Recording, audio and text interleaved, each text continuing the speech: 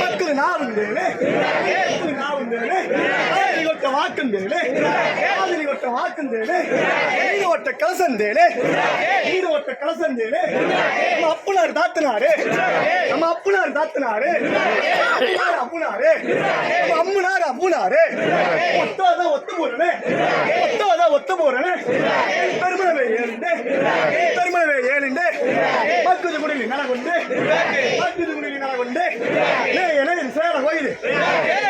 சேர கோயில் கண்டதிலே பாதி காசுனா